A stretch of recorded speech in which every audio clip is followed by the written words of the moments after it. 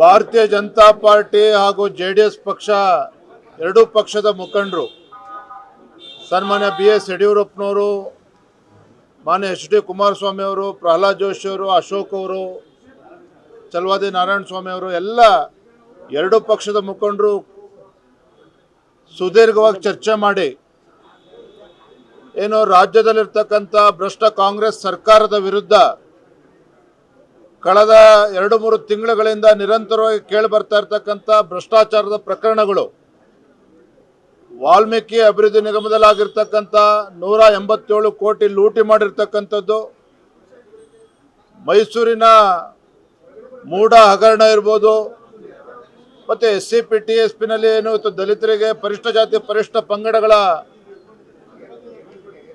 ಹಣವನ್ನು ಕೊಡದೇನೆ ಅವತ್ತು ವರ್ಗಾವಣೆ ಮಾಡಿರ್ತಕ್ಕಂಥದ್ದು ಎಲ್ಲ ವಿಚಾರಗಳನ್ನು ತೆಗೆದುಕೊಂಡು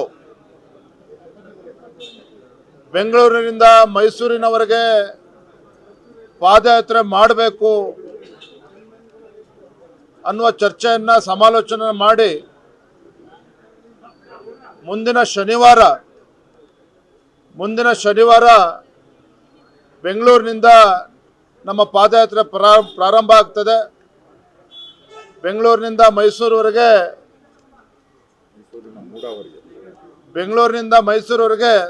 ಕನಿಷ್ಠ 7 ದಿನಗಳು ಬೇಕಾಗ್ತದೆ.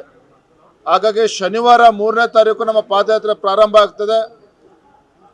ಸನ್ಮಾನ್ಯ BS ಯಡಿಯೂರಪ್ಪನವರು, ಹಿರಿಯ ನಾಯಕರು, ಮಾನ್ಯ HD ಕುಮಾರಸ್ವಾಮಿ ಅವರು ಕೂಡ ಆ ಪಾದಯಾತ್ರೆಯಲ್ಲಿ ಭಾಗವಹಿಸ್ತಾರೆ, ಕಾರ್ಯಕ್ರಮನ ಉದ್ಘಾಟನೆ ಮಾಡ್ತಾರೆ. ಮತ್ತು 10ನೇ ತಾರೀಕು ಶನಿವಾರ, 3ನೇ ತಾರೀಕು ಶನಿವಾರ ನಾವು ಪ್ರಾರಂಭ ಮಾಡೋರಿದ್ದೇವೆ. 10ನೇ ತಾರೀಕು ಶನಿವಾರ ಅದು ಸಮಾರೋಪ. ಅವತ್ತು ನಮ್ಮ ಕೇಂದ್ರದಿಂದ ರಾಷ್ಟ್ರೀಯ ನಾಯಕರುಗಳು ಕೂಡ ಬರೋರಿದ್ದಾರೆ. ಹಾಗಾಗಿ ಈ ನಿಟ್ಟಿನಲ್ಲಿ ನಾವೆಲ್ಲ ಎರಡೂ ಪಕ್ಷದ ಮುಖಂಡರು ಕೂತು ಸಮಗ್ರವಾಗಿ ಚರ್ಚೆ ಮಾಡಿ ಈ ಒಂದು ಅಂತಿಮ ನಿರ್ಧಾರಕ್ಕೆ ಎರಡೂ ಪಕ್ಷಗಳು ನಾವು ಬಂದಿದ್ದೇವೆ.